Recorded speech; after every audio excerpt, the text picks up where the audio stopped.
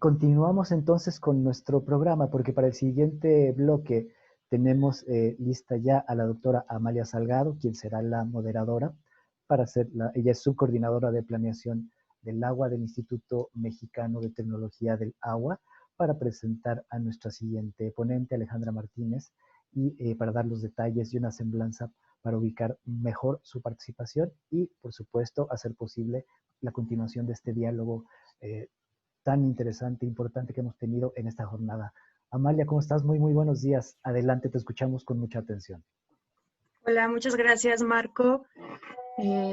Buenos días a todos y a todas. Muchísimas gracias al doctor Peña por su decidido apoyo para este evento. Nos pidió que compartiéramos su correo, y su correo es, independientemente que lo pongamos en el chat, es frape, F-R-A-P-E, @colsan.edu.mx. Nos lo pidió para que pudiera seguir en conversación con todas esas preguntas que quedaron manifestadas. Y también agradecer mucho a la comisionada María del Carmen Nava también por su apoyo, por estar aquí. Sabemos que tiene en estos momentos una reunión, entonces muchísimas gracias también. Y en este momento voy a presentar a Alejandra Martínez, quien es nuestra siguiente ponente. Alejandra Martínez, voy a leer su semblanza, es egresada de la carrera de Biología de la Universidad del Mar. Colaboró con el Instituto de la Naturaleza y Sociedad de Oaxaca, una organización que se centra en construir y aportar soluciones técnicas y prácticas para el grave problema de escasez y mal manejo de agua en los valles centrales. Participó en los proyectos del Centro Demostrativo de Permacultura y Regeneración del Pedregal, un centro de experimentación y capacitación en técnicas de agricultura orgánica, restauración de cañadas y manejo integral del agua. Y en el proyecto de Un Plan Común para un Bien Común, una investigación participativa integral para contar con una buena imagen natural y social de la Cuenca Verde Atoyac. Este último proyecto le motivó a estudiar la maestría en la que analizó la vulnerabilidad hídrica en la cuenca del Valle de Ocotlán, Oaxaca, y le permitió participar en el acompañamiento técnico sobre la gestión del agua en el proceso de consulta indígena a 16 comunidades integradas en la Coordinadora de Pueblos Unidos por la Defensa y el Cuidado del Agua. Colaboró en el informe para Oxfam México, titulado Minería y Privilegios, Captura Política y Desigualdad en el Acceso a los Bienes Comunes Naturales en México, caso de estudio sobre San José del Progreso, Oaxaca. Actualmente está cursando el doctorado en Ciencias de la Sostenibilidad. Muchas gracias, Alejandra, y te cedo la palabra.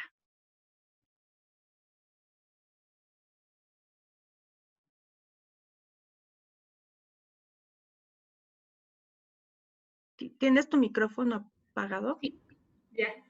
Hola, buenas tardes. Bueno, vamos a empezar.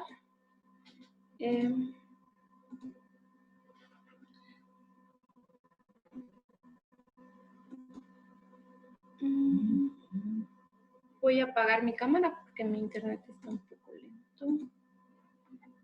Y se bueno, el título de la presentación es Minería y Privilegios, Proyectos Extractivos y Desigualdad en el Acceso al Agua en el Valle de Ocotlán, Oaxaca. Voy a empezar.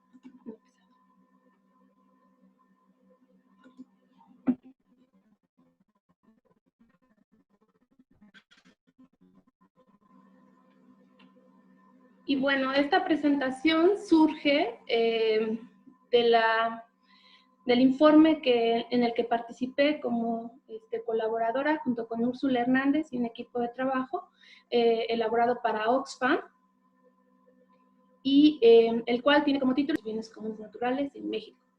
Y aborda específicamente el caso sobre San José del Progreso. La estructura de este informe es primero discutir, el primer apartado es discutir lo que son los bienes comunes, la captura política y desigualdad, como conceptos ejes para entender el extractivismo en México. Y también el segundo apartado de este informe aborda la reprimarización de la economía y del sistema normativo, ¿no? Como todo, digamos, toda la estructura del Estado que se mueve para favorecer el extractivismo minero en México, Y bueno, el escenario que en el apartado 3 sobre la minería y desigualdad en México. En esta presentación nos vamos a enfocar en los dos últimos apartados, que es la actividad minera en el estado de Oaxaca y específicamente en la región de Valles Centrales, y segundo, el proyecto minero de San José del Progreso, un estudio de caso. Bueno, este informe también surge de la necesidad de visibilizar el esfuerzo que han realizado por bastantes años dos coordinadoras muy importantes de este valle, que es la coordinadora de los Pueblos Unidos del Valle de Ocotlán, que se agrupa para defenderse en contra de los proyectos extractivos específicamente, y la coordinadora de Pueblos Unidos por el cuidado y la defensa del agua, que se agrupó para ganar, digamos, bueno, para luchar por el derecho de las comunidades a decidir sobre su agua y su territorio, y como resultado lo que se obtuvo es una consulta indígena, que ha sido un proceso bastante largo, empezó desde el 2013, cuando se terminó el mandato, y pues es hasta la fecha que todavía no concluye. En este movimiento, pues, dos organizaciones muy importantes están participando, que es EDUCA y el Centro de Derechos Indígenas Floricantos, al que agradecemos mucho nos hayan abierto las puertas, nos hayan permitido conocer las experiencias muy de cerca.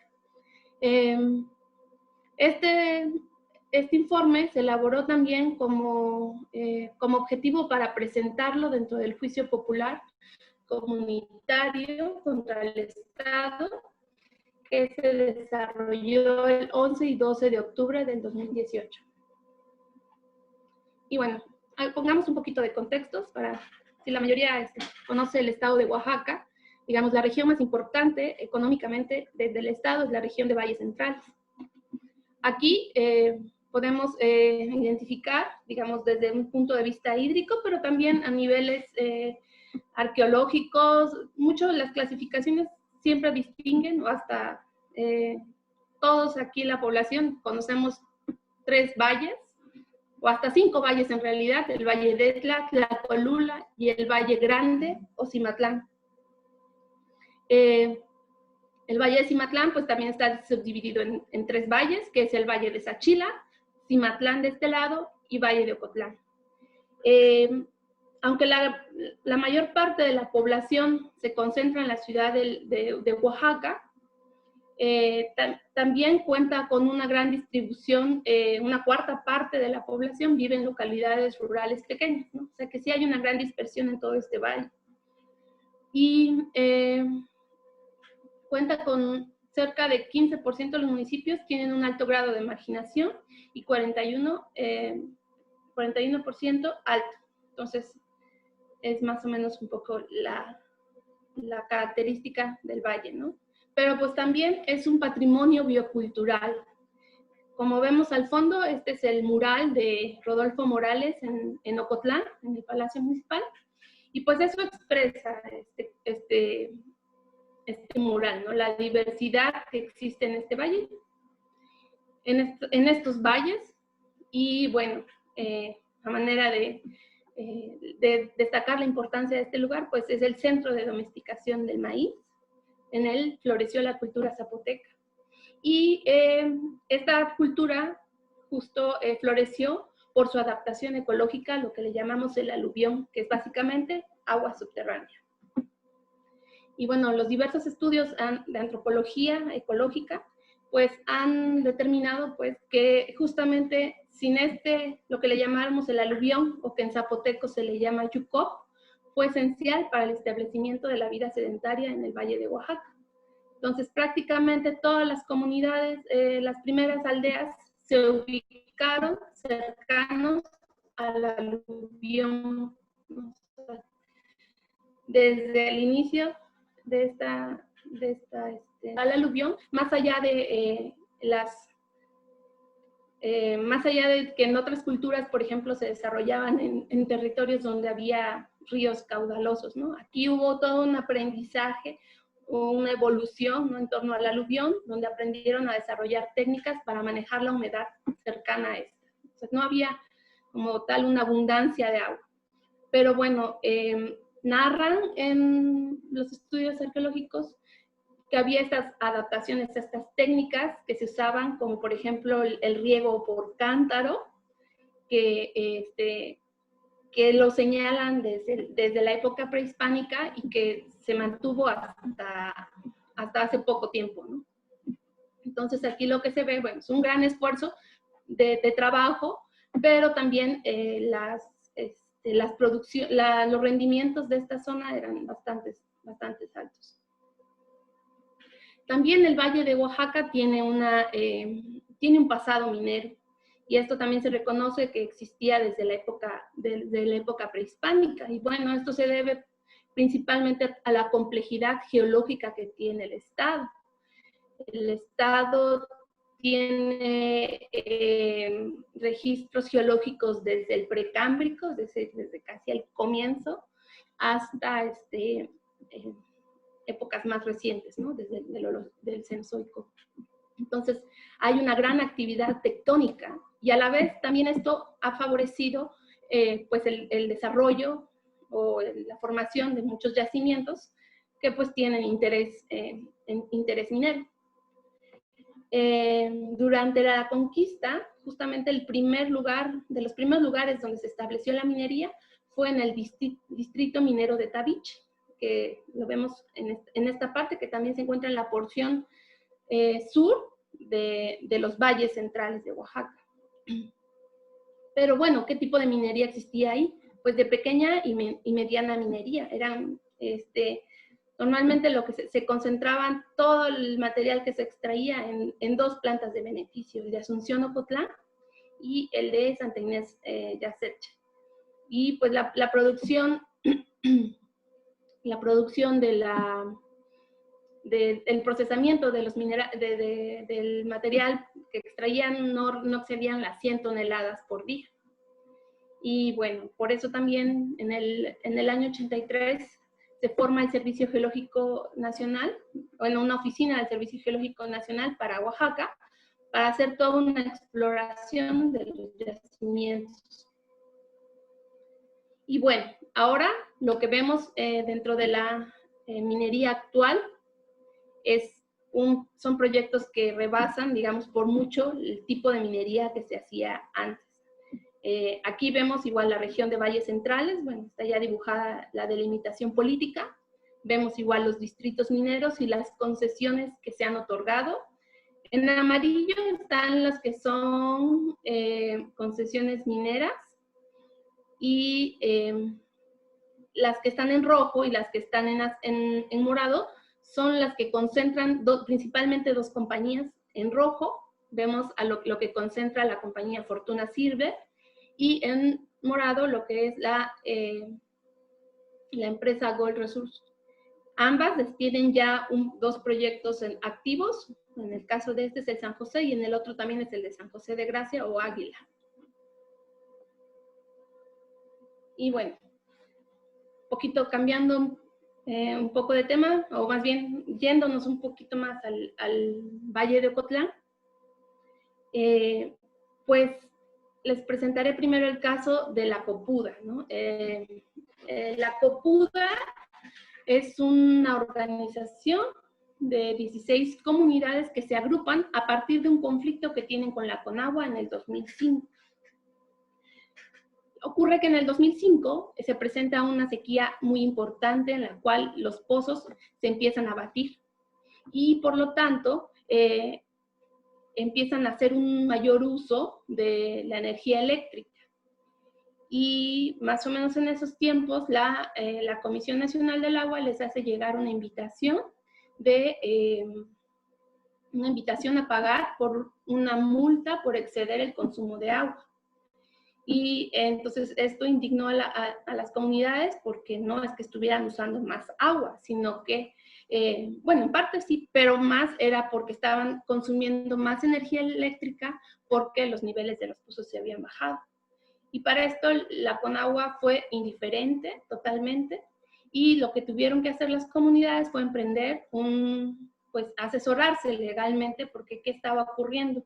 Y lo que les empiezan a comentar o que empiezan a descubrir en ese momento es que no podían seguir obteniendo más concesiones porque se encontraban en una zona de veda, y esta veda, pues ellos desconocían totalmente de que existía una veda en esta zona, y además, pues el hecho de no tener concesión les restringía mucho el acceso al subsidio de energía eléctrica o a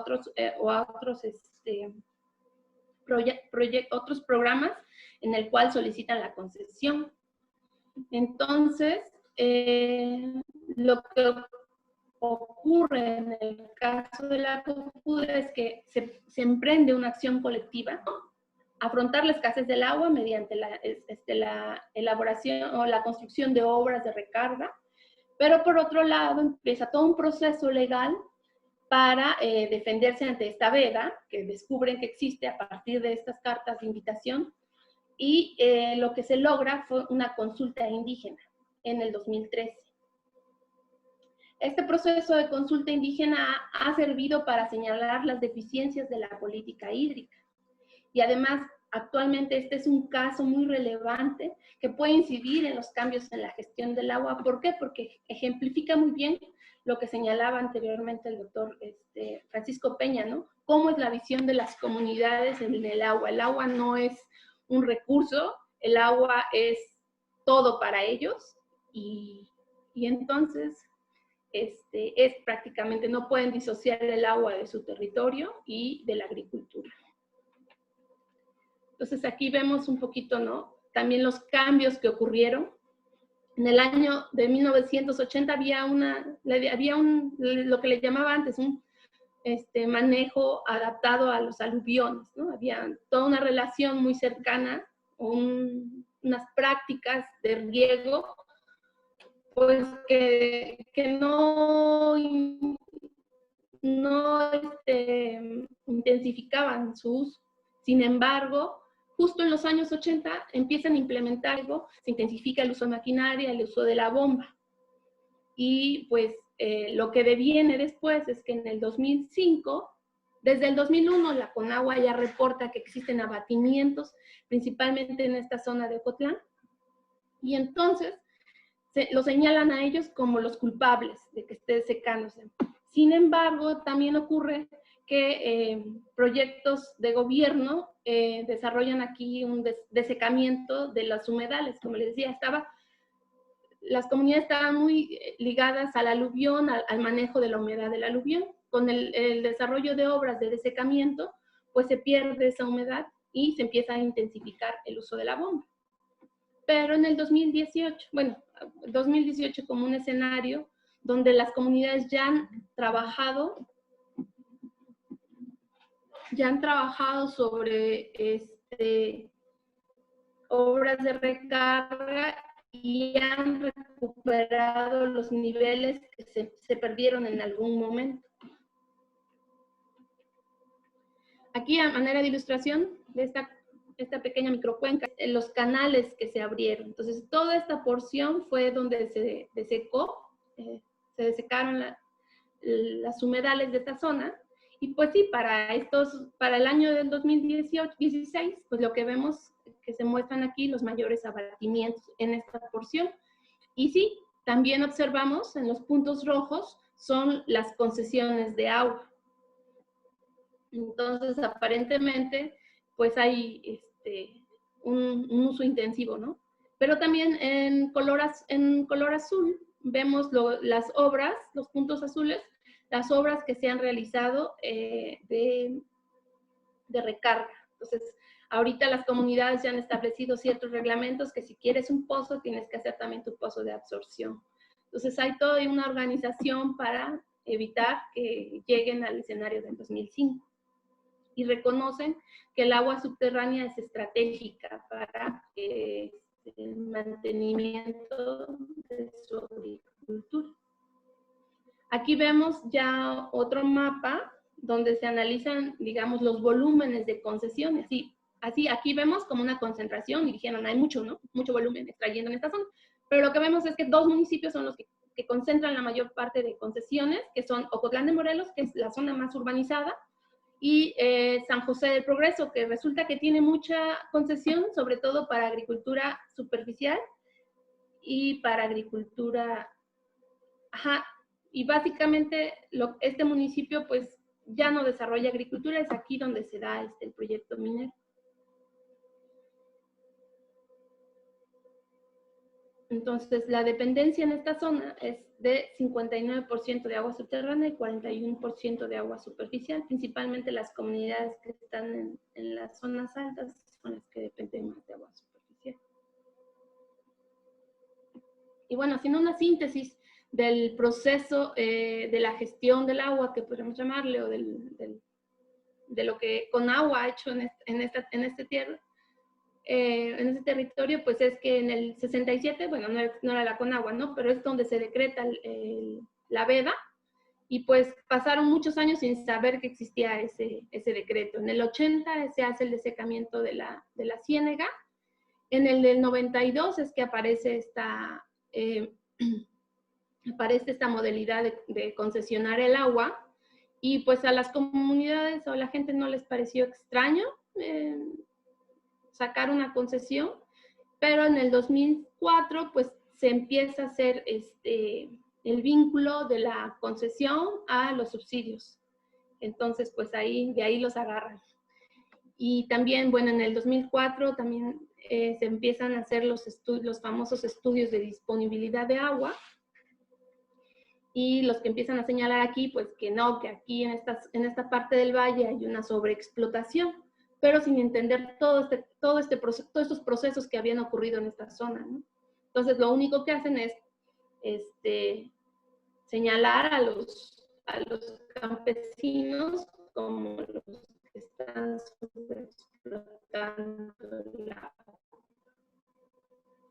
Y pues, San José, y en el 2013 se inicia el proceso de consulta indígena.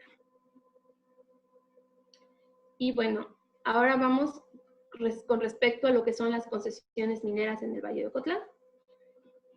Está un poquito borrosito la cuenca, pero prácticamente, si ven, la mayor parte de lo que es la cuenquita del Valle de Ocotlán se encuentra concesionada y acaparada por la empresa Fortuna Silva. Actualmente el proyecto que está trabajando se concentra en esta zona, que son 87 hectáreas. Pero pues tiene la mayor parte. El proyecto minero de San José es básicamente una mina subterránea que usa el método de corte y relleno. Esto es decir, van sacando el material y luego lo regresan.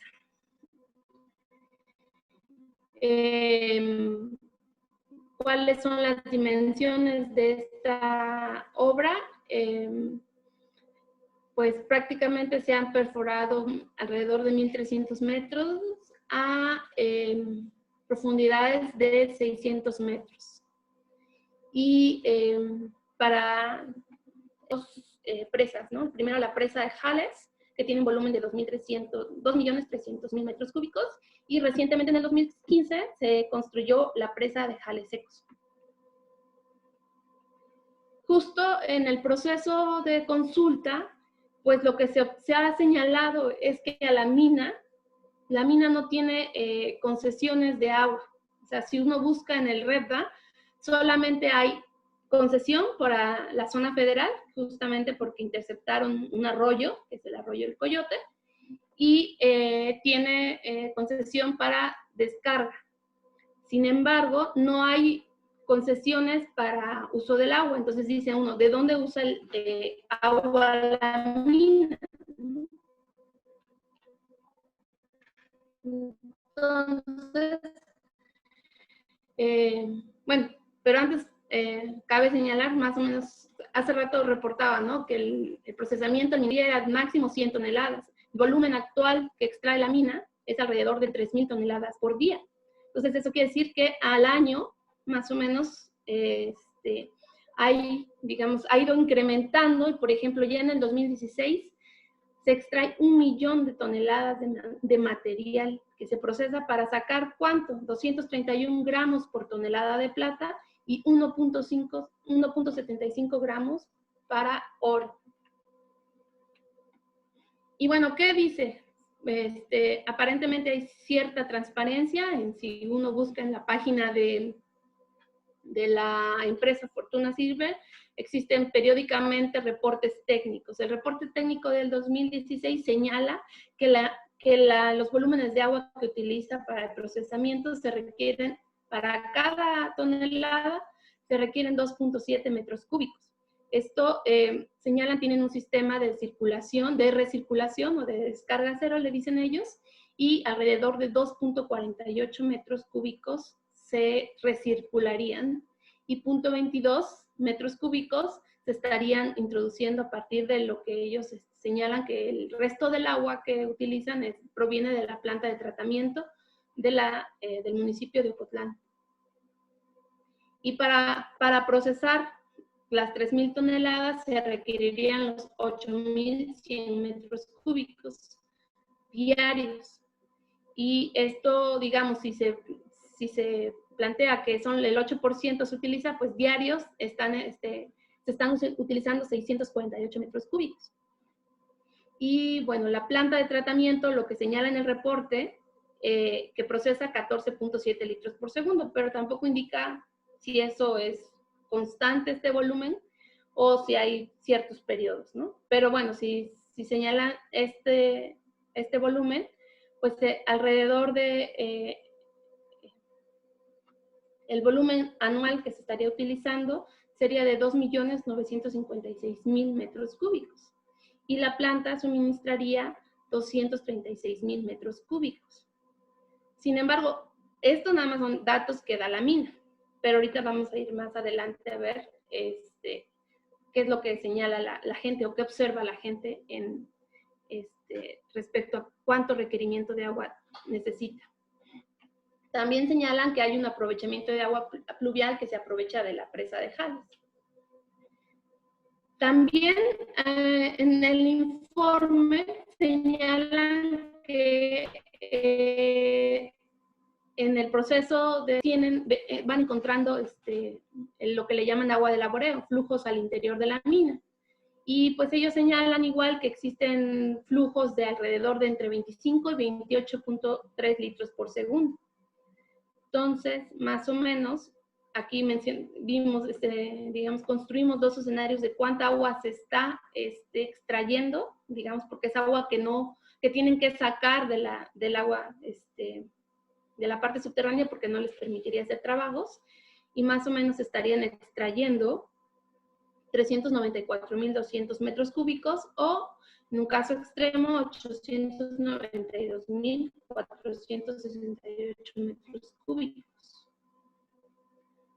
Entonces, sin embargo, bueno, la compañía minera me señala que tiene un volumen, o en su concesión de descarga, tiene alrededor de 18.250 metros cúbicos al año. Entonces, pues ese volumen que estás extrayendo del agua de laboreo, pues no queda claro hacia dónde va.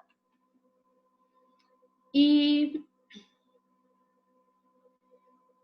aquí, haciendo una comparación con el volumen de agua concesionada para el municipio de San José del Progreso, el mayor volumen que tiene concesionado es para el uso público urbano y son alrededor de 114.000 metros cúbicos al año.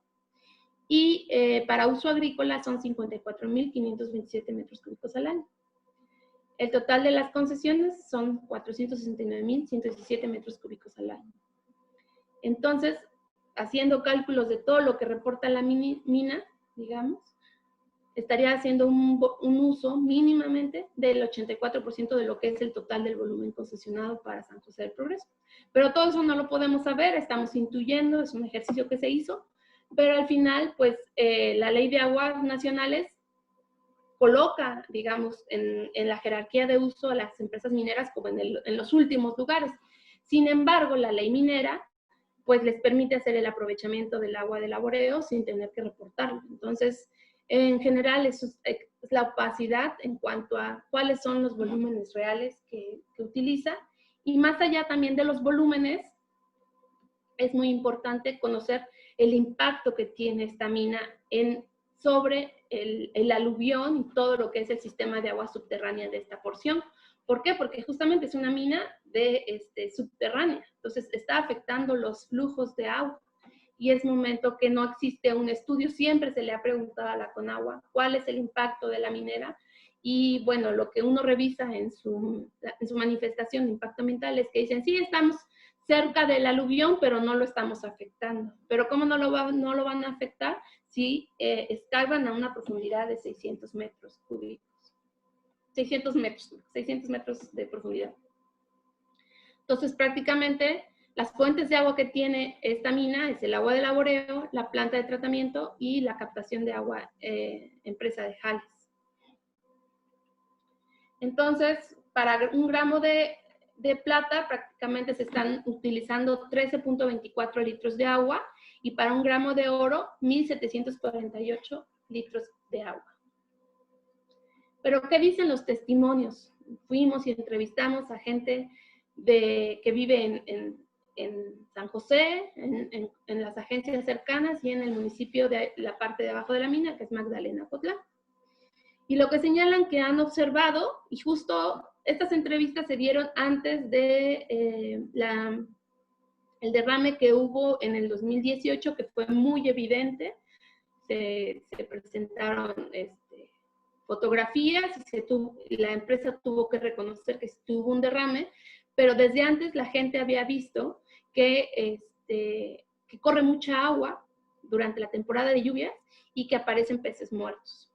Y pues ellos creen que es cuando aprovechan para abrir la presa, cuando empieza a llover muy fuerte, abren la presa.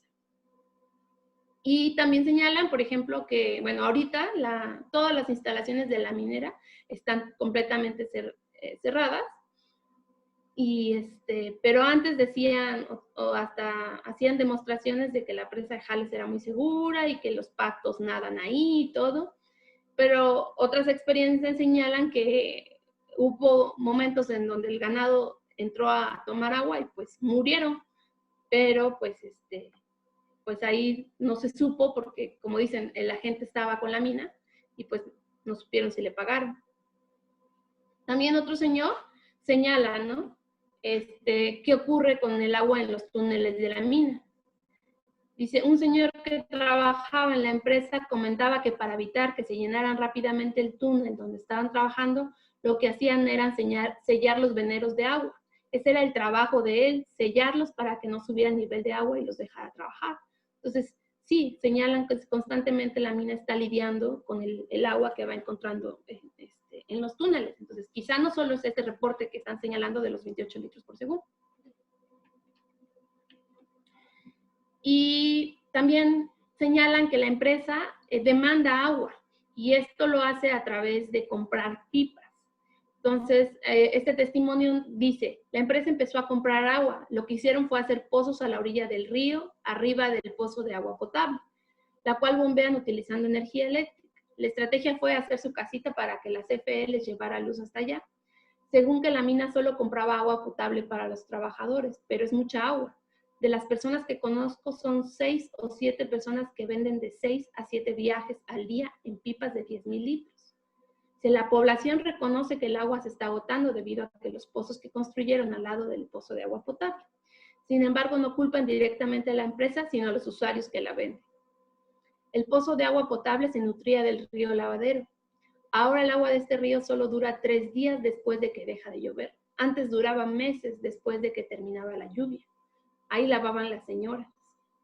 Las comunidades de Magdalena, Rancho Monte del Toro y agencias del municipio de Jutla dicen que los niveles de sus pozos están bajando, están rompiendo prácticamente el manto acuífero. Tenemos la evidencia de que sí lo están haciendo. Sus pozos se secan completamente en época de Cuaresma y eso no pasaba. También hay testimonios respecto a la contaminación del aire. Y, por ejemplo, señalan, si entras a la comunidad entre las 11 y las 12 de la noche, vas a ver ahí un resplandor rojo. En la presa tienen que tener respiraderos. Por la lucha que se hizo, no hicieron la mina a cielo abierto. En ese momento es cuando ves toda la comunidad así roja de gases, polvos y todo lo que sacan. Incluso se siente un olor tóxico en la mañana. Puedes oler así como huele la cola loca. Y otro testimonio señala respecto a los polvos que se juntan en sus terrenos. Dice, esa contaminación de la mina sí nos afecta. Tenemos una parcela cerca de la mina. Un año nos ganó el zacate. Se secó, pues. No lo tiramos a su tiempo. Ya lo fuimos a tirar ya seco. Cuando abríamos los acahuales para pasar a juntar la mazorca, viera que así caía el polvo. Haga de cuenta que estaba uno sacudiendo. Entonces sí deja polvo. ¿Y ese polvo de dónde viene? De allá abajo. Eso es lo que bota el respiradero. Y bueno, ¿qué otros resultados ha dejado este proyecto? Pues básicamente la separación de la comunidad. Esa fue la forma de actuar para entrar y que se aceptara el proyecto. Bueno, no que se aceptara, sino que se echara a andar, ¿no? Tuvo todo el respaldo del gobierno y dividió la comunidad, compró a las autoridades y de esto pues hubieron muertes de los dos bandos principalmente, pero en el bando, digamos, de los pro-mina, pues las muertes fueron al interior, digamos, y también se asesinaron a dos opositores, a Bernardo Vázquez y Bernardo Méndez.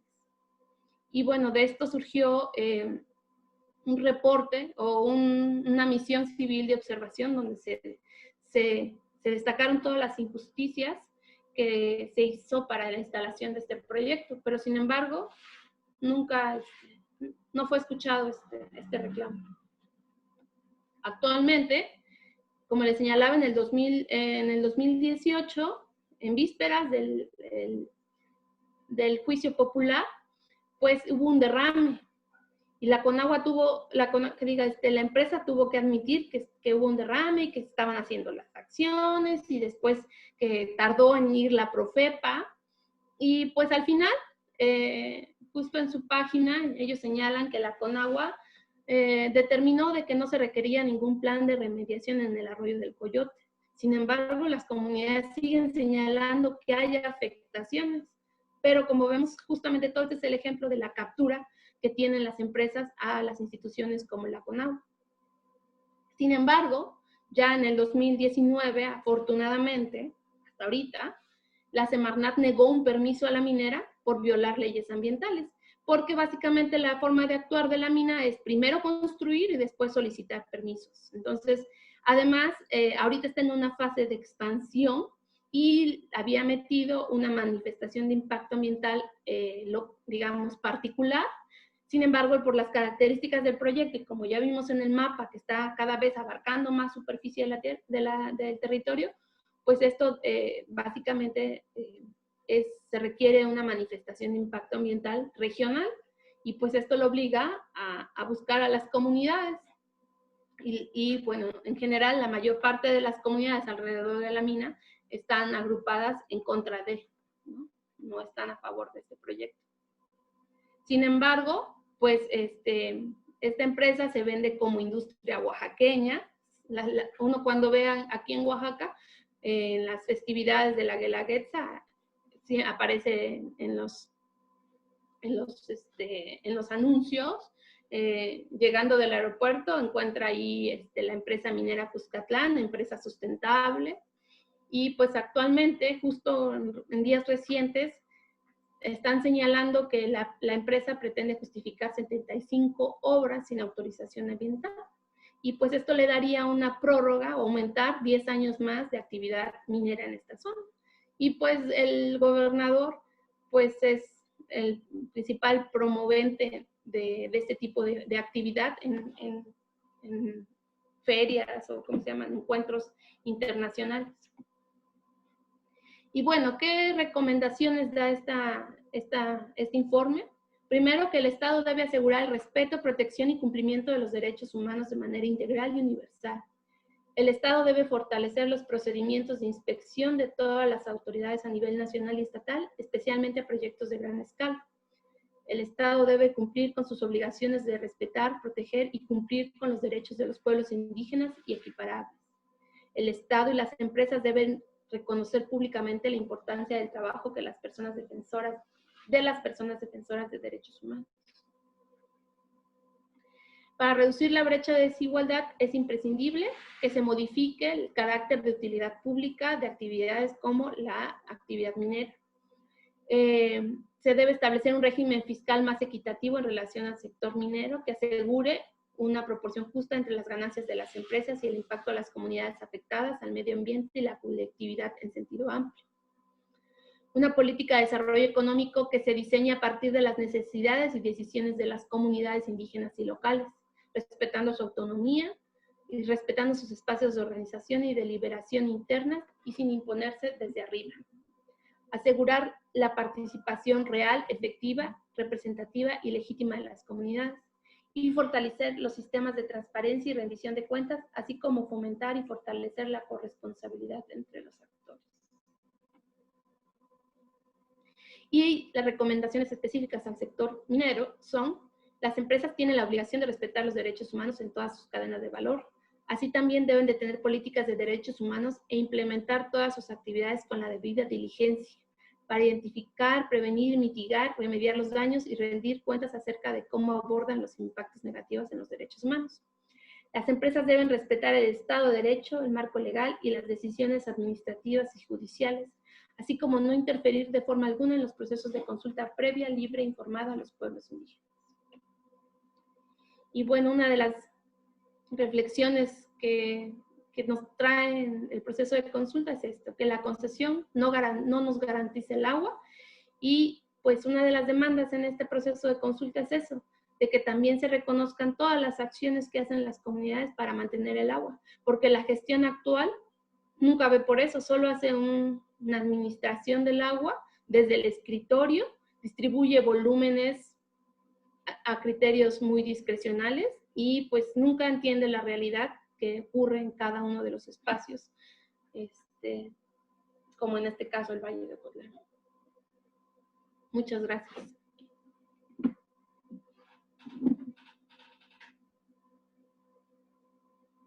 Muchas gracias, Alejandra.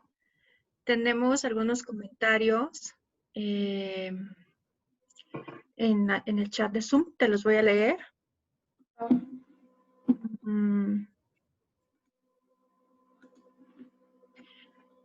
Tenemos de Mauro Plata, quien ha sido un asistente todos los días. Muchas gracias, Mauro Plata. El pasado 12 de octubre del 2020, una representación de 16 comunidades zapotecas de los valles centrales, perteneciente a la Coordinadora de Pueblos Unidos por el Cuidado y la Defensa del Agua, CUPUDA, clausuró ayer de manera simbólica las oficinas de la Comisión Nacional del Agua, CNA, para protestar por el incumplimiento de los acuerdos suscritos el 12 de octubre del año pasado. Él nos compartió la fuente a través del chat que tenemos en Zoom y agregó otro comentario. Ya está mencionado en días pasados que se requiere una exhaustiva revisión de las concesiones otorgadas, básicamente en sexenios pasados. Para conocer la cantidad de agua extraída, se están realizando acciones para que los usuarios cumplan la obligación que tiene de instalar un sistema de medición de los volúmenes de aguas nacionales extraídas. Ese es el comentario, el par de comentarios. Primero nos compartió un enlace, Mauro, y luego el comentario que les acabo de leer. Después, Wilfrido nos compartió también un enlace donde se encuentra un trabajo sobre las concesiones en México y su acaparamiento del agua. Muchas gracias, Wilfrido. Y luego tenemos de la doctora Michelle Arroyo. Por lo menos en Oaxaca es muy común construir primero y luego pagar la multa a Profepa, que casualmente siempre llega después de que las construcciones están terminadas. Eso sigue pasando mucho en Huatulco, por ejemplo. Y después tenemos otro comentario de Olga Xochitl Cisneros, quien también nos ha estado acompañando casi todos los días. Celebro que cada vez más los investigadores dan a conocer los problemas en materia ambiental y que se demande a las instituciones para que hagan un trabajo más transparente de sus funciones. Bueno, pues hasta el momento no tenemos ninguna pregunta, son todos comentarios generales. Entonces, yo te haría una pregunta, Alejandra. Del trabajo que vienes realizando en estas comunidades, resalta particularmente el trabajo realizado con mujeres. El enfoque de género en las políticas públicas es importante. ¿Tú qué nos podrías compartir sobre este trabajo con las mujeres en las comunidades de los valles centrales de Oaxaca?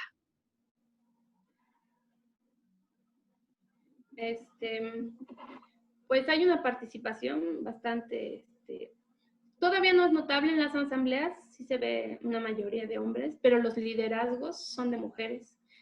Tan solo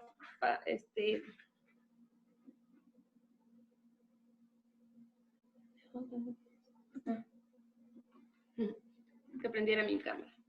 Les decía, en las asambleas, bueno, las asambleas que estuve ahorita, lo que se observa es que, le digo, todavía se ve una mayoría de hombres, pues porque la mayoría de hombres están trabajando constantemente en el campo y ahorita lo que preocupa es la cuestión del agua para la agricultura. Sin embargo, sí hay liderazgos de mujeres.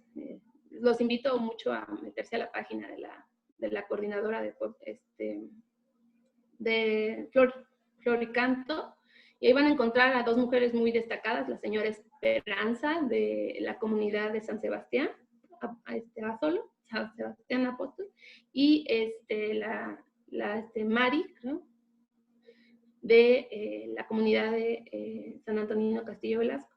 Entonces ellas son, digamos, tienen un gran liderazgo y pero pues digamos ahorita, y pues la dirigente de Floricanto pues es una mujer que tiene muchos años de lucha, Carmen Santiago Alonso. Entonces, digamos que haya que hagan de lado a la mujer en la participación de este proceso de consumo. Gracias, Alejandra. También tenemos otro comentario de Perla Castillo, quien también ha sido muy participativa. Dice, gracias por esta semana de reflexión y conciencia sobre el agua. Nos deja claro que urge una nueva legislación actualizada sobre un problema que afecta a la soberanía nacional y la supervivencia de las comunidades. Gracias al INTA y la esperanza que nos da escuchar esta nueva postura en relación al problema del agua. Muchas gracias, Perla. Yo invitaría al doctor Peña, porque tenemos suficiente tiempo para abrir un par de preguntas para los dos. De la sección anterior, si doctor Peña nos puede acompañar prendiendo su cámara. Había quedado un par de preguntas sin responder. Me parece que hay una que podría ser en común para los dos, que ahora se los leo.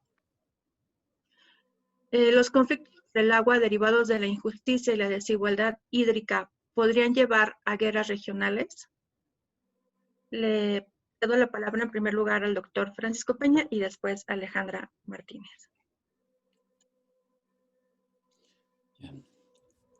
Bueno, en la episteme global del agua, en esa mirada, si ustedes la ven, está fundada primero,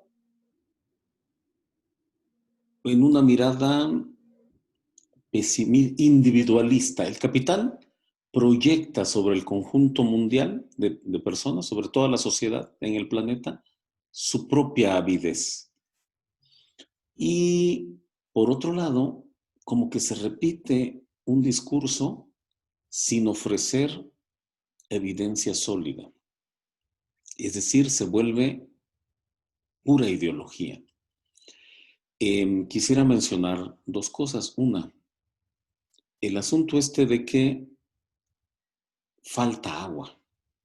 La verdad es que cuando se dice que falta agua es porque alguien nos está robando el agua. Creo que la exposición de Alejandra ha sido muy clara, ¿no? Es decir, no es que ellos no tuvieran agua tanto para su vida cotidiana como para su agricultura, sino ahora lo que se enfrentan es a un corporativo con mucha avidez para producir esos, o sea, es cuando uno oye los números de las minas, uno no, se sorprende porque no puede imaginar que alguien gaste tanta agua para sacar esa cantidad de plata y oro. Ajá.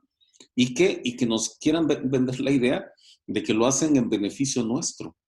Ajá. Entonces, claro, frente a esa condición, la gente tiene que defender su manera de vivir. Y lo hace protestando, resistiendo, luchando, bloqueando, en fin. Pero yo no veo ahí una guerra. Yo lo que veo es una resistencia legítima frente a alguien que quiere destruir la manera de vida de comunidades completas. Si a lo que se refiere el señalamiento de que las próximas guerras serán por agua, pues lo que yo sigo viendo es que las guerras siguen siendo por petróleo, por energéticos y por agua para el capital. Es decir, las empresas con avidez por extraer ganancia son capaces de ejercer violencia sobre territorios completos. De otra manera, formularlo como está, pareciera que los individuos, cuando hay algún tipo de carencia de agua, lo primero que se les ocurre es arrebatarles la cubeta de agua al primer vecino que encuentran. Y eso no es verdad. Yo les hablo desde nuestra experiencia. Ese grupo de investigadores, un equipo, siempre hablo yo en plural y lo hago por la siguiente razón. Primero, porque muchas de las cosas que digo son producto de una reflexión de esa alianza. Y al interior del colegio somos un equipo los que cooperamos en la Alianza Internacional Justicia Hídrica. Y en nuestro trabajo de campo, lo que nosotros nos encontramos de los vecinos cuando falta agua, no es hay muchas reacciones posibles, enojo, en fin. Pero cuando realmente falta agua para la vida, la reacción que nosotros encontramos en las comunidades es la de cooperación. No veo una actitud de destruir por una simple razón, que la gente sabe muy bien que el agua es un bien territorializado y tiene que ya llegar a un acuerdo con la gente que vive en esos territorios. Yo he visto múltiples asambleas en donde un comité de un ejido en la parte baja viene hacia arriba a la asamblea para pedir permiso para tomar del manantial una toma con una manguera y abastecerse, da una explicación, el comité les pregunta, la asamblea se pronuncia, en fin, y generalmente les dan, y siempre la idea que tiene la gente es, el agua para la vida no se niega. Ellos también tienen derecho para mantener a sus familias, para darle de beber a sus animalitos, dice incluso la gente. Ajá. Yo pienso que esas frases tremendistas son producto del Código Internacional de odio y miedo. Porque una vez que a uno le meten miedo de que el agua va a faltar, pues efectivamente yo, si vivo en la Ciudad de México, ¿qué me importa si se traen todo el agua del Cutzamala? Porque el agua va a faltar y dentro de poco nos vamos a matar por los semáforos, ¿no? Cada quien. Yo creo que no hay evidencia que muestre que en términos de agua, no de petróleo, no de energéticos, porque eso sí han generado ya varias guerras, pero en términos de agua para la vida, la población responde con lo que nos ha explicado Alejandra. O sea, yo creo que eso es bonito. No sé si así ha sido la dinámica de todas las sesiones, pero yo coincido con lo que dice en el chat. Es muy bonito, porque no les estamos hablando de oídas. Lo que nos ha relatado Alejandra, que entiendo que vive allá y que conoce ese lugar de primera mano, es que la gente respondió con trabajo colectivo, cooperativo y en el bien de todos. Y hubo fricciones, hubo gritos, incluso hubo violencia, pero es posible eso. Una guerra generalizada, incluso la violencia, cuando se presenta, muchas veces es azuzada por esos grandes poderes económicos. Ajá. Yo creo que eso es muy importante. Creo que una de las cosas que nosotros tenemos que mantener es favorecer, fortalecer el tejido social cooperativo en cada territorio. Y eso tiene muchas maneras. En el ámbito indígena tiene unas maneras, en el ámbito campesino, pero también en el ámbito urbano se puede construir cooperación. Yo opto por eso. En ese punto yo creo que la otra episteme alternativa, que son varias epistemes, varias críticas, no solo apunta a la justicia, también apunta hacia procesos de paz y cooperación.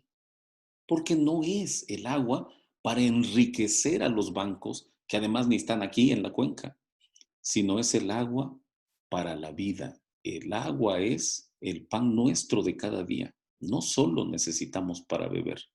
sino también para saciar el hambre, ¿no? Eso me parece, así yo lo diría, ¿no? Y bueno, el caso de Alejandra fue fantástico porque nos mostró eso pues muy claramente. Perdón, ya. Muchas gracias, doctor. Alejandra, ¿quieres que te repita la pregunta? O... Va a haber guerras por el agua, ¿no? Sí. Guerras regionales por el agua.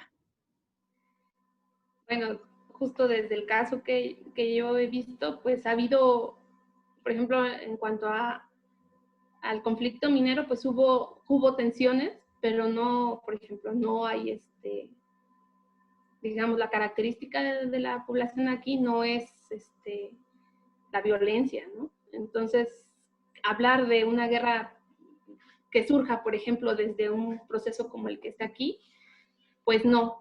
O sea, lo que sí, como dice el doctor Francisco, lo que ha habido es un proceso muy reflexivo de revalorar su territorio, de todavía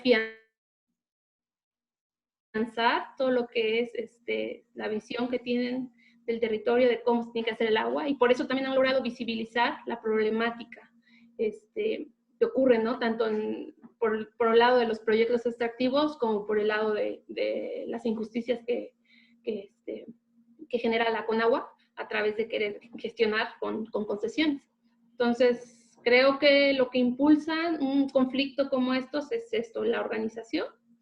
Y por un lado, pues sí, como dice, está en defensa, proyectos que son de vida y proyectos que son de muerte.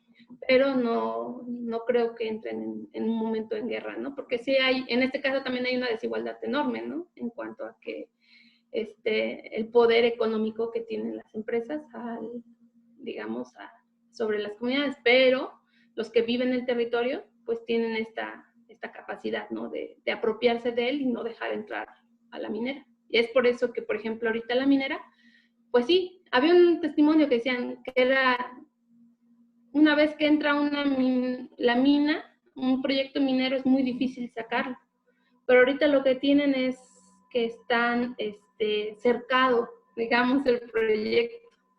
Y ahí anda queriendo avanzar, pero como ya conocen la experiencia de San José, que hubo división de las comunidades, que hay contaminación, pues todas las comunidades alrededor se han agrupado a decir no a la mina. Entonces, digamos que ahorita hay una contención, ¿no? Pero claro, hay presiones de distintos niveles. Y por eso es muy importante la visibilización de este caso y de otros que ocurren en México. Muchas gracias, Alejandra. Yo coincido con varias cosas que comentaron en este momento. Hay discursos que se posicionan y que buscan trabajar en el miedo y resaltar el tema de la cooperación y el tema de reestructurar ese tejido social es fundamental. Tenemos una pregunta específica para Alejandra y voy a leer para Alejandra esta pregunta y luego haré una general para los dos. Una inquietud, Alejandra, quieren saber si apoyó el CIDIR Oaxaca o algún otro instituto o universidad en el tema del agua subterránea. Sí, quizá me faltó un poco andar un poco en el caso específico de Copuda. Durante el proceso paralelo al proceso de consulta, digamos, desde el 2005 empezaron ellos a hacer obras de captación. Cuando iban con la Conagua y le decían, oye, ¿por qué no me reconoces todas las acciones que yo estoy haciendo de recarga? La Conagua les decía que no sabía si estaban funcionando sus obras, que eso, es más, hasta podrían estar contaminando el acuífero. Y por eso fueron muy insistentes en evaluar sus obras de recarga u obras de infiltración. Y para eso solicitaron al CIDIR hacer un estudio que más o menos se llevó a cabo entre el 2015 y el 2016, y digamos, se hizo todo el censo de las obras que había y se hizo una medición de los pozos. Digamos que el nivel de análisis, pues nada más permitió decir, bueno, sí van, más o menos hay una recuperación, pero hay muchos otros factores que no se analizaron como para decir si se está recargando.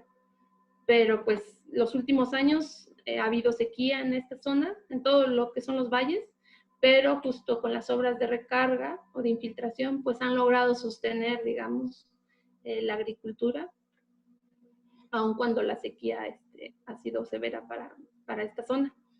Entonces, sí ha participado el CIDIR y también han participado en diferentes etapas otras universidades como como la Universidad Autónoma Metropolitana, también en procesos de acompañamiento desde el enfoque social, el CIESAS de Oaxaca, y también en las últimas etapas dieron un taller de agua subterránea el doctor Joel Carrillo, que trabaja mucho el enfoque, que cuestiona mucho los estudios técnicos que hace la Conagua para evaluar la disponibilidad de agua, y justo digamos, ha ayudado a clarificar también todas estas bases técnicas que tiene la Conagua de decir que hay una escasez de agua o que hay una sobreexplotación. Entonces sí ha habido afortunadamente un acompañamiento en diferentes etapas. Y también creo que el estudio... No, adelante. Sí. Perdón, disculpa, pensé que ya habías acabado. Gracias, Alejandra. Hay otra reflexión antes de leerles la pregunta de Perla Castillo. Dice, a toda la reflexión del problema del agua hay que agregar todos los problemas también relacionados con el narcotráfico. Y la última pregunta para ambos sería la siguiente. En un país con tantos contrastes como México, donde la disponibilidad de agua es mayor en unas regiones y escasa en otras, ¿cómo debería impulsarse la solidaridad entre ellas? ¿Bajo qué esquemas de política pública? Le cedo la palabra primero al doctor Francisco Peña y luego a Alejandra Martínez.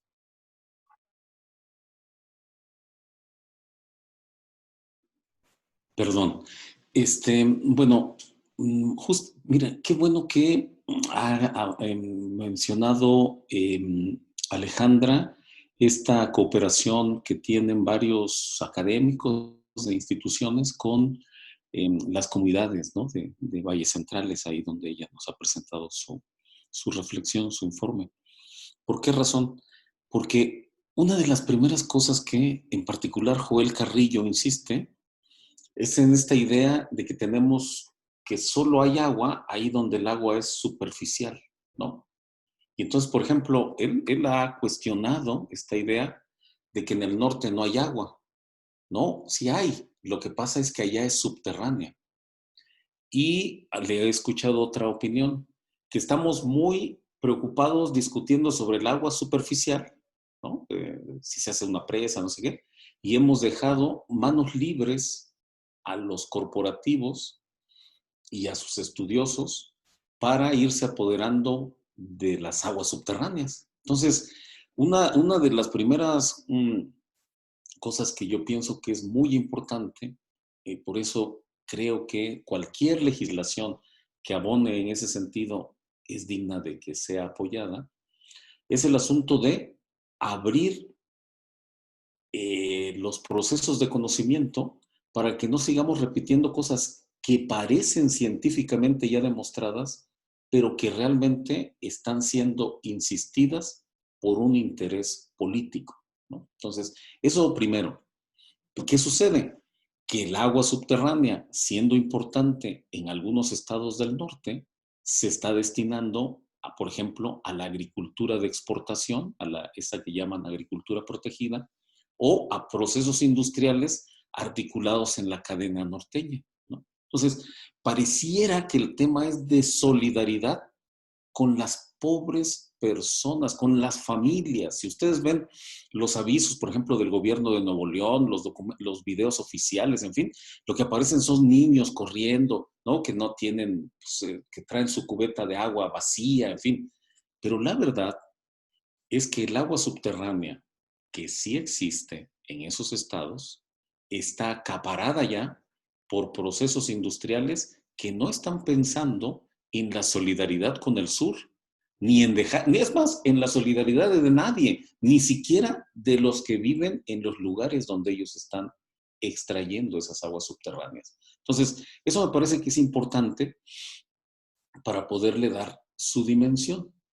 Y claro, las solidaridades deben existir, pero no nos imaginemos las solidaridades solamente en grandes tubos, ¿no? En grandes popotes que traigan el agua desde Chiapas o desde Tabasco, que son abundantes en términos de lluvias, para Zacatecas o eso, además de inviable, no está pensando en un proceso de país, sino estaría pensando en todo caso en procesos de capital, para que las empresas queden asentadas en el cinturón norteño o en esto que va por la carretera 57 y por el otro lado, en el noroeste, esa carretera que va por Sinaloa, Sonora, etcétera, para que facilitemos los procesos de exportación y de creación de capital de algunos corporativos, ni siquiera de todas las empresas del país.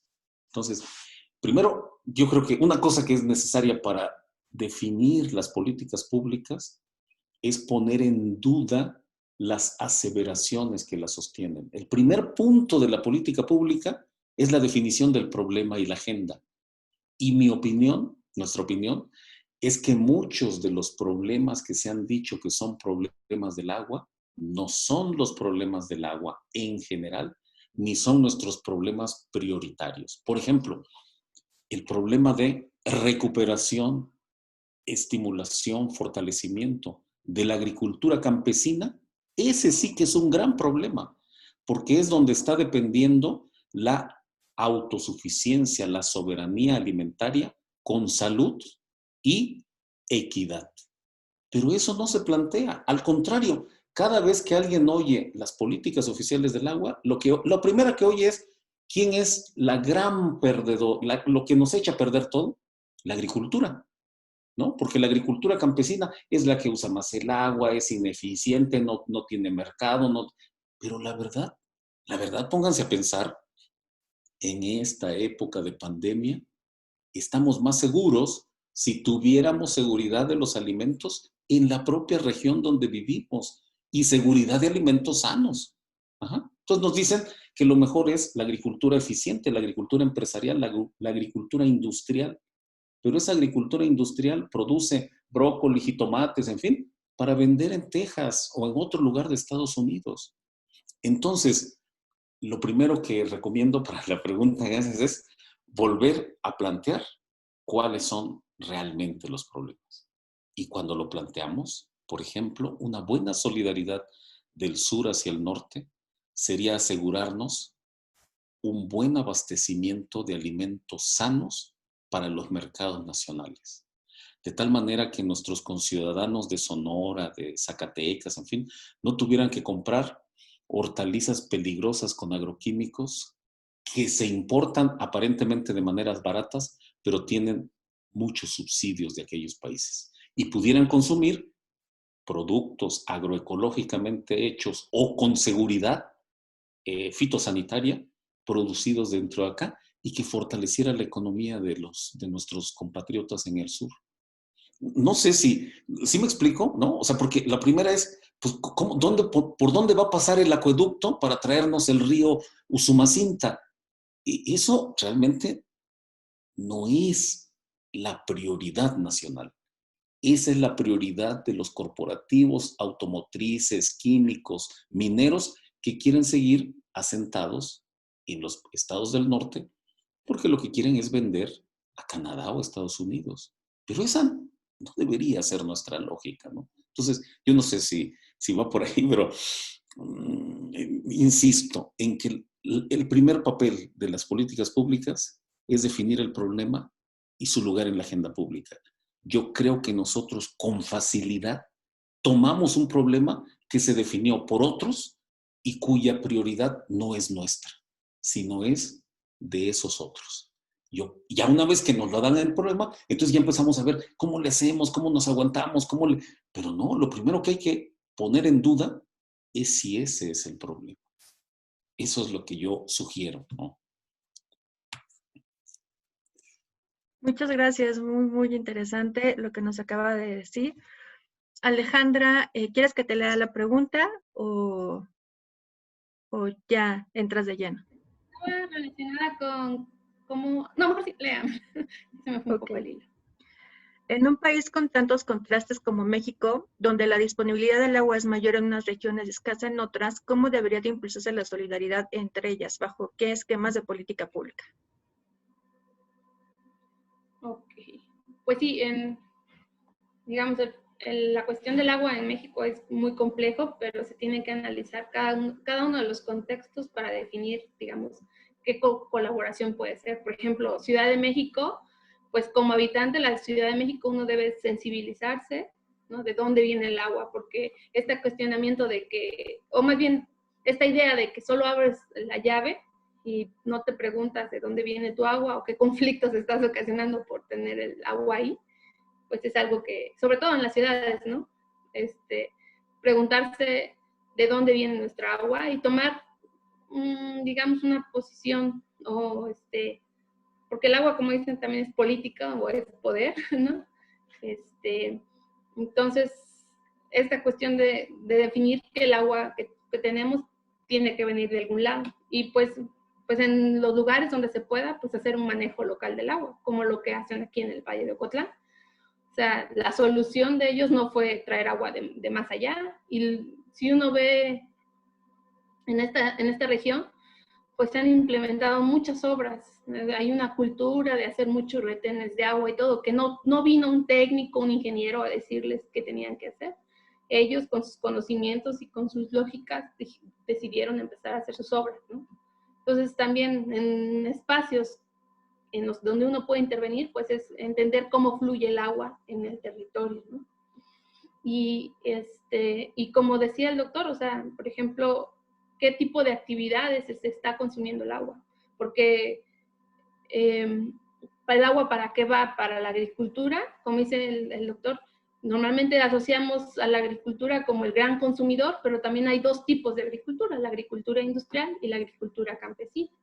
Y como vemos, los análisis que ha hecho la doctora Paler muestra cómo ha quedado rezagado el pequeño riego, pero finalmente es el que, con lo poco de esta infraestructura que tiene y apoyos gubernamentales, son los que sostienen el campo mexicano. Entonces, básicamente sería eso, como que entender toda la multidimensionalidad del agua, ¿no?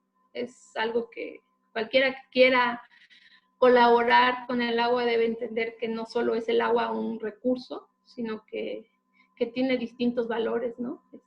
Tiene una cosmovisión, y desde ahí mucho de eso se ha perdido, y por eso nada más si vemos el agua como que me tiene que llegar y yo pago y nada más, pues no tendría sentido, ¿no? Muchas gracias, Alejandra. Hay hay más comentarios y también un par de preguntas, pero ahora sí ya tenemos un poco el tiempo justo. Entonces, agradecerles tanto al doctor Francisco Peña como a la maestra Alejandra Martínez, también como a la comisionada María Alejandra Nava por sus presentaciones, por su colaboración el día de hoy, por su participación. Bueno, en este momento me toca dar un cierre, no solamente del día de hoy, sino de toda la semana. Entonces, voy a hacer una breve recopilación de lo que vimos en los días anteriores, para que después ya demos inicio a nuestra clausura. Y antes de empezar, pues agradecer a todos y a todas las que se conectaron y estuvieron todos los días. Tuvimos participantes de todos los días que estuvieron mandándonos preguntas, comentarios. También invitarlos a que compartan este tipo de eventos para que más gente los pueda conocer. En el IMTA estamos abriendo este tipo de espacios para construir, para dialogar. La Semana de la Transparencia fue construida junto con esta Mónica Olvera, que en su momento estaba en Oxfam, y a quien también le quiero dar el agradecimiento, así como todo el equipo de Oxfam, que también apoyó de manera decidida esta Semana de la Transparencia. Y cuando nos preguntábamos, Mónica y yo, cuál tendría que ser uno o varios de los temas para la Semana de la Transparencia, pues salió a colación el proceso de construcción de la Ley General de Aguas y lo que particularmente estaba determinado en el 2012 con la incorporación del párrafo 6, que era dar cumplimiento al derecho humano al agua y al saneamiento con la participación ciudadana. Sin embargo, Mónica y yo nos preguntábamos que sí es importante dar cumplimiento al derecho humano al agua y al derecho humano al saneamiento, pero ¿qué mecanismos se encuentran detrás de ese no cumplimiento al derecho humano al agua y al saneamiento? Es decir, como lo veíamos ayer con el doctor Rodrigo Gutiérrez y ahora también con el doctor Francisco Peña, así como con la presentación de Alejandra Martínez, y con el resto de las presentaciones, hay una inequidad en el acceso al agua. Entonces, desde esa perspectiva, empezamos a dialogar qué generaba esa inequidad en el acceso al agua en México. Y sin duda, una de nuestras respuestas, que no es la única, hay varias respuestas a esta inequidad, tenía que ver con el tema de las concesiones. El tema de las concesiones, que justamente en el proceso de construcción de la Ley General de Aguas fue un tema delicado y polémico. Y cuando empezamos a hacer esa revisión, pues el tema de las concesiones fue marcado, fue, digamos, enmarcado en el marco normativo, en la Ley de Aguas Nacionales de 1992. Y a partir de esa Ley de Aguas Nacionales, pues se concretó en diferentes programas y políticas desde 1992 a la fecha. Y entonces, digamos, ese marco normativo permitió diferentes políticas implementadas a lo largo de a lo largo de todos estos años, que llevó a lo que vimos en toda la semana de la transparencia.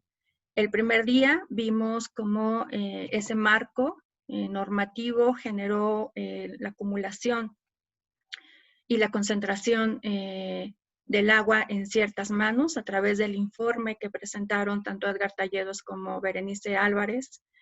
Y vimos un caso de estudio, particularmente el de Constellation Brands con Iván Martínez Azueta. El día martes vimos también cómo el tema de las concesiones atraviesa con el tema de los derechos a los pueblos indígenas de las comunidades. Particularmente el derecho a la consulta y el derecho a la libre determinación, con las exposiciones tanto de Claudia Gómez como de Edmundo del Pozo.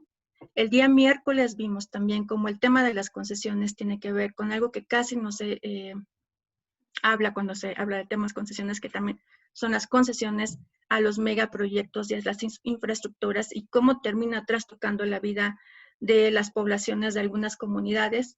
Particularmente, Mónica Olvera nos habló desde un marco conceptual, desde la geografía, cómo se analiza esta territorialidad. Y María, la maestra María Hernández también nos compartió toda la información relacionada con el caso de El Zapotillo. El día jueves, el día de ayer, también interesantes participaciones, vimos cómo estas concesiones tienen que ver con el tema de la desigualdad en el acceso al agua, a través de la participación del doctor Rodrigo Gutiérrez, quien trató justamente de abstraerse del tema de derechos humanos y al agua para desenmarañar esas estructuras que terminan afectando el acceso al agua. Después, en la siguiente participación, tuvimos a la maestra Natalie Seguín, quien nos habló del tema de las concesiones en el agua subterránea y de la calidad del agua. Y el día de hoy, al doctor Francisco Peña, quien nos habló del tema de justicia hídrica a través de, como marco también analítico del extractivismo, y a la maestra Alejandra Martínez, a quien agradezco profundamente su apoyo. Y todo esto que tiene que ver con el tema de transparencia, acceso a la información y rendición de cuentas. De una manera crítica y propositiva, pensemos también que el tema de la transparencia y la rendición de cuentas abona al cumplimiento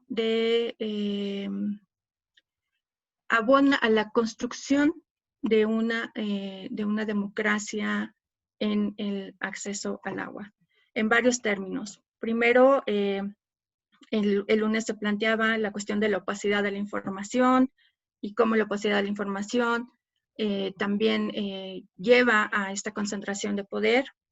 El martes vimos cómo la cuestión de la transparencia justamente tiene que ver con tema relacionado íntimamente con también el derecho a el derecho humano, que también es la transparencia y la participación, que también son derechos humanos, y que tienen que ver con el derecho a la consulta y a la libre determinación.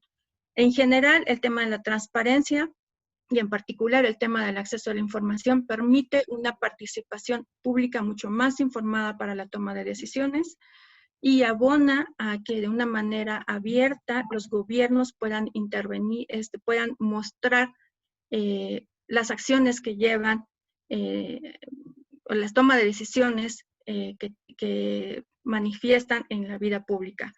Pero aparte, la rendición de cuentas abona también a que desde la ciudadanía podamos inquirir a los gobiernos de qué se está haciendo con los recursos de la nación, por ejemplo. Entonces, también es una invitación a no dejarlo de ver cómo el marco teórico de la transparencia puede abonar a la construcción de un país mucho más democrático, desde una manera muy crítica, pero también constructiva y propositiva. Y finalmente, pues no me queda más que decirles de manera muy pequeña, que es una invitación también a que este encuentro lo vean a través de clave del Acuerdo de Escazú. Es acceso a la información, participación pública y acceso a la justicia. Como vimos hoy, hay luchadores que ya nos mostraba Alejandra Martínez, nos decía que habían sido asesinados, que propugnaban también por una redistribución, como llamaba el doctor Francisco Peña, de los recursos, desde un ámbito de lo que podemos decir justo, ¿no? Entonces también es una invitación y una invitación a reflexionar desde esa clave del Acuerdo de Escazú y cómo podemos construir. Y finalmente, agradecerles a todas y a todos los que nos acompañaron, al equipo de Marco Sánchez, a Indira, a Mónica, a Brizuela, a Claudia, y no puedo nombrar a todos porque no me sé todos los nombres, pero muchísimas gracias al equipo de comunicación, al equipo también de la subcoordinación de planeación, que también estuvo apoyando de manera decidida, particularmente a Fátima, a Fidel, a Celis, a Selene, a Pedro y a Amelia, y también agradecer al equipo de Oxfam por su apoyo. No sé si ahorita ya esté conectado Jorge, que nos iba a ayudar, iba a estar aquí apoyándonos en la clausura del evento, pero agradecerles también profundamente su decidido apoyo para poder llevar a cabo la Semana de la Transparencia. Y finalmente al director general y al maestro Alberto Rojas por su apoyo para poder llevar a cabo la Semana de la Transparencia. Y yo cederé la palabra en este momento al maestro Alberto. Aquí está Jorge Romero. Muchas gracias. Jorge Romero, si nos puedes apoyar en la clausura de este evento. Gracias. Muchas gracias, Amalia. No te quería interrumpir, por eso no levanté la mano o me metí antes. Gracias también por la extraordinaria síntesis que haces para el cierre del evento, con el cual pues tenemos una perspectiva todavía más clara de lo importante que fueron todos los temas ampliamente discutidos y pues lo importante que es seguir teniendo este tipo de espacios y foros para ir creando no solamente la agenda y condiciones de mayor transparencia, sino los términos de una discusión que realmente nos permita avanzar en las condiciones de generar mayor transparencia, de generar mayor justicia, de fomentar mecanismos institucionales que nos permitan ir reduciendo la desigualdad en el acceso a bienes comunes y fortaleciendo la autonomía de las comunidades y pueblos, ¿no? Esta pregunta que señalabas como clave, que es cómo avanzamos en la construcción de esta agenda me parece crítica, no solamente desde la lógica de lo que acá ya hemos avanzado en el curso de estos 5 días, sino en términos de lo que sigue. Muchas gracias al INTA por este extraordinario liderazgo y conducción, tanto temática como en términos de agenda. Muchas gracias a todo el equipo técnico que ha hecho posible este evento. Gracias, sin ustedes no tengo la menor duda que no hubiera sido posible.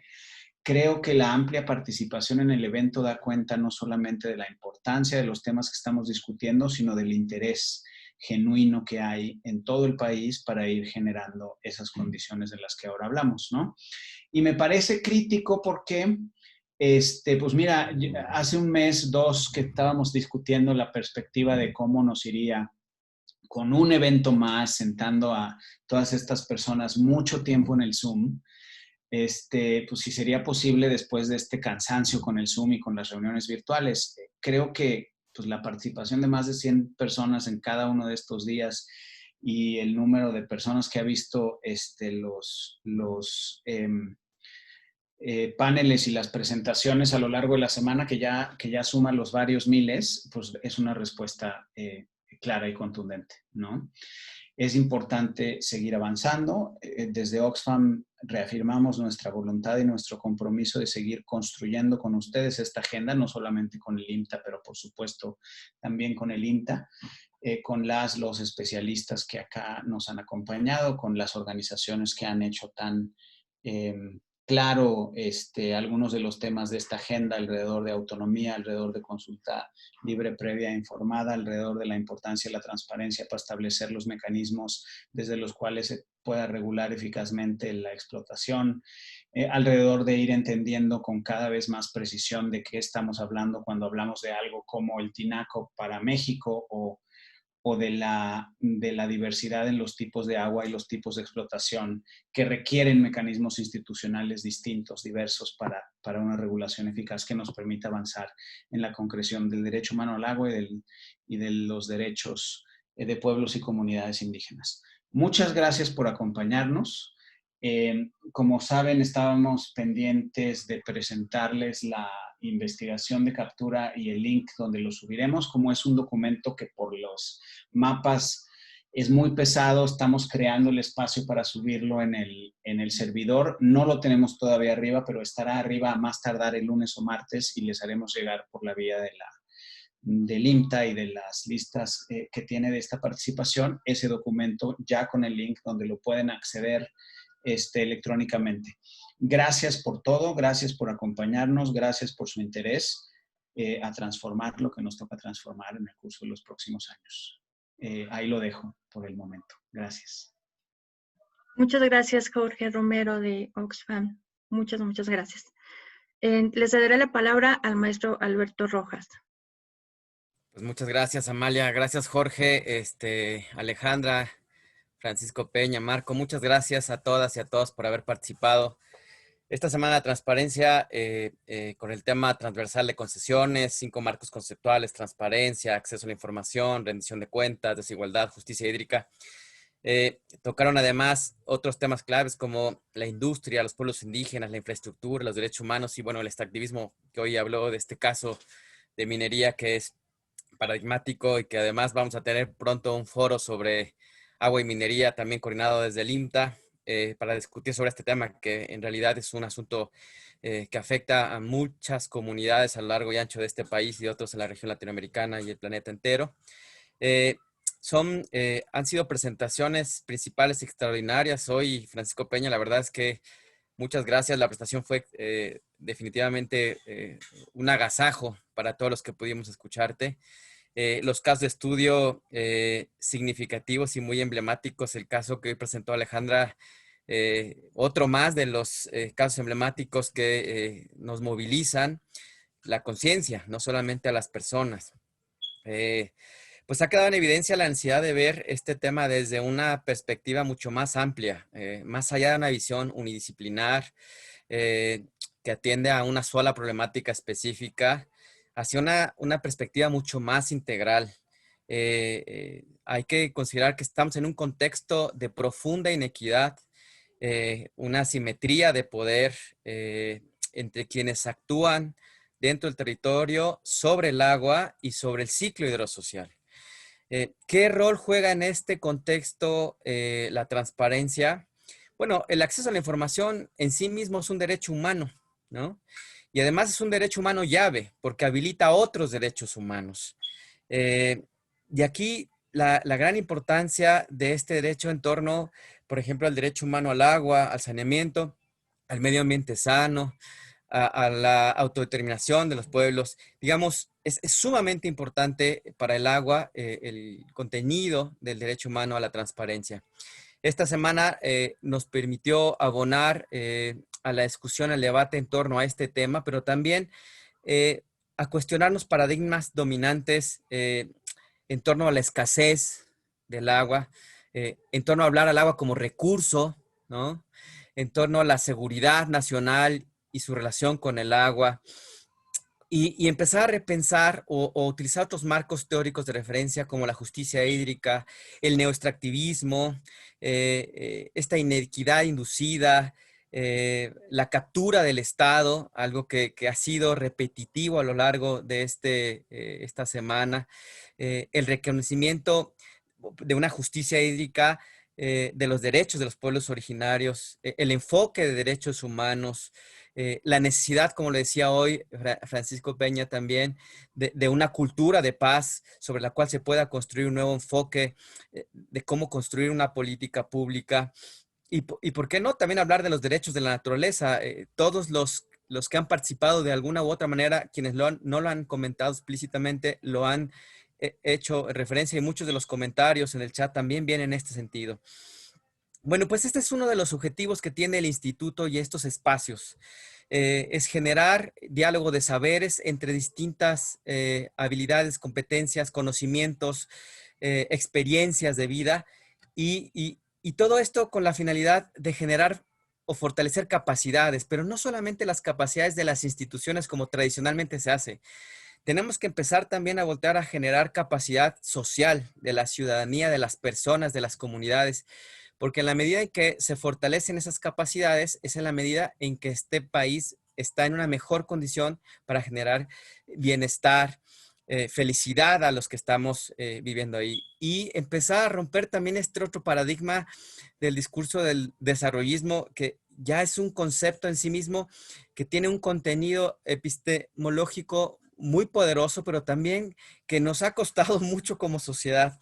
La verdad es que celebro esta reunión, este foro, esta semana, y quisiera agradecerles a todas las que han asistido, a los que han asistido también a esta semana, a los que han organizado, al equipo de logística, de comunicación, a la coordinación y a la subcoordinación en particular de planeación, economía y finanzas del agua a cargo de Amalia Salgado. Por esta extraordinaria semana. Y bueno, los invito a seguir con nosotros los viernes que tenemos cátedras UNESCO IMTA y a que nos acompañen en el próximo foro sobre agua y minería, que seguramente continuará esta discusión en torno a muchos de estos temas. No me queda más que agradecerles y desearles un excelente día y quédense en casa. Ya saben que estamos desafortunadamente en un segundo pico próximo. En muchas partes ya del planeta es evidente, en Europa ya está así. Y bueno, lo que más se ocupa ahora es que estemos sanos y salvos para que podamos pronto, el año que entra, esperamos reunirnos presencialmente en una semana de la transparencia para discutir otro de los importantes temas en torno a este concepto, este episteme y este también derecho humano que habilita otros derechos asociados a estos, ¿no? Muchísimas gracias.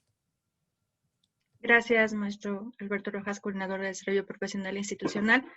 Y en este momento voy a cederle la palabra a Marcos Sánchez para que nos dé las indicaciones para la foto de clausura. Bueno, no sé si antes el doctor Francisco Peña o Alejandra Martínez quieran decir alguna palabra o ya no. No, agradecer, no, nada, todo bien. Perfecto. Bueno, muchas gracias. Muchas gracias a todas y todos, y creo que mi último comentario sería, este espacio fue creado para comprender desde un marco teórico, pero yo agregaría que no basta con comprender la realidad, hay que transformarla, como dijera Marx.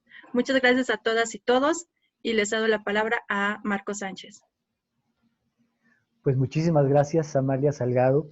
Yo no me resta más que sumarme al reconocimiento, al agradecimiento que hizo Jorge, que hizo Alberto, que tú misma hiciste a todos los organizadores, toda la parte logística, pero sobre todo y particularmente a todos los asistentes y todas las personas interesadas en seguir los temas, porque fue posible este diálogo de saberes, como dice Alberto, este intercambio de experiencias, de vida, en fin, que nos hace más ricos personalmente, pero también en el ámbito de lo que hacemos todos los días. Creo que salimos enriquecidos, somos diferentes de los que éramos hace una semana, el lunes éramos otras personas a la que somos ahora y que seguramente seguiremos transformándonos y creciendo juntos. Me parece que el nombre del juego es vinculación, es intercambio, es comunicación.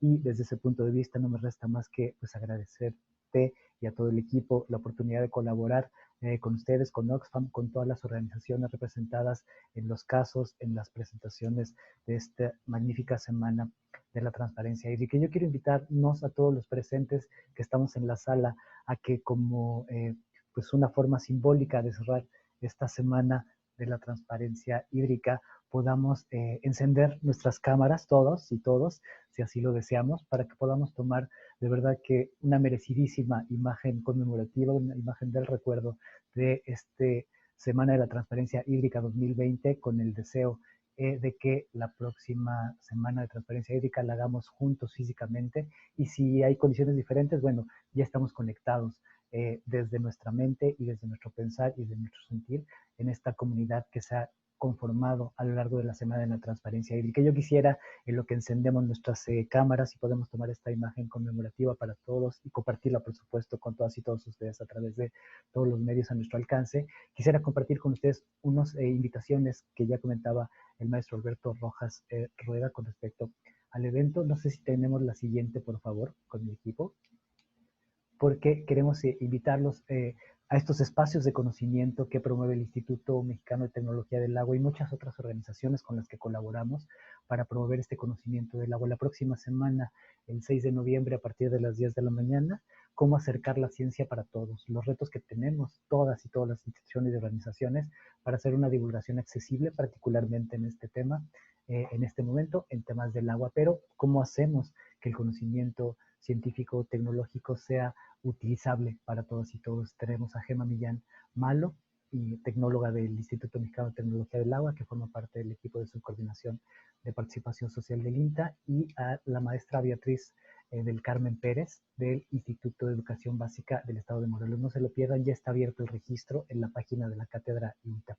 atl.org.mx, y está listo el registro para todas y todos ustedes. La siguiente, por favor.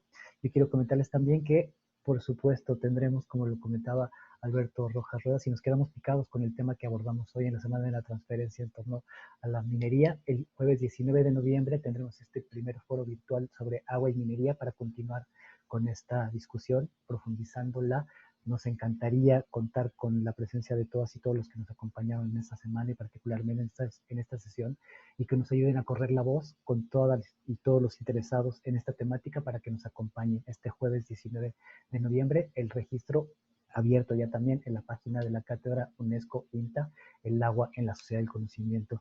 Yo sigo viendo y revisando el chat donde se registran todos sus comentarios, todas sus participaciones. Imposible mencionar cada una de ellas, pero de corazón y conectados con la mente, con todas y todos ustedes, les agradecemos muchísimo su participación activa, atenta, y todas las ideas y todos los enfoques y todas las perspectivas que nos comparten.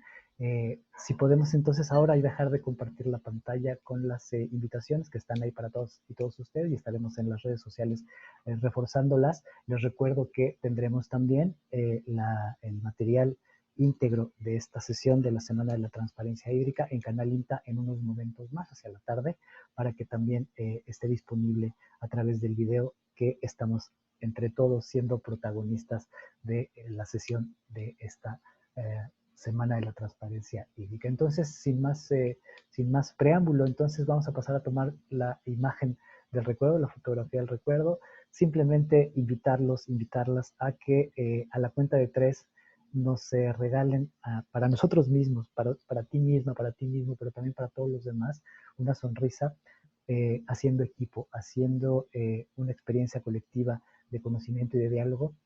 A la cuenta de 3 regalarnos una sonrisa a la cámara, vamos a escuchar el clic de la cámara y a lo mejor vamos a hacer una o dos tomas más.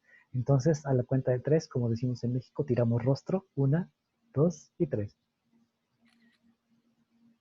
Ahí se escuchó la cámara. Vamos a hacer una segunda toma. Si gustan ahora también saludar, como ustedes deseen aprovechar, la cámara es suya. 1, 2 y 3. Muy bien. Y una tercera toma, y con esta estaremos despidiendo la transmisión y agradeciéndoles muchísimo y pidiéndoles, como decía el maestro Alberto Rojas, que nos sigamos cuidando, porque de eso depende también que cuidemos de todos los demás. 1, 2 y 3. Perfecto, pues ahí están las 3 tomas y no nos resta más que desearles que tengan pues un magnífico fin de semana. Es viernes además, doblemente felicidad por este día y pues deseándoles que nos veamos muy muy pronto y que sigamos conectados en estas experiencias y estos espacios de conocimiento. Esperamos vernos muy muy pronto. Hasta luego. Gracias.